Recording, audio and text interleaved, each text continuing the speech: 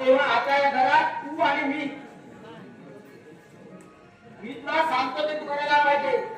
भांडी धुवायला पाहिजे, स्वयंपाक केला पाहिजे आणि सकाळी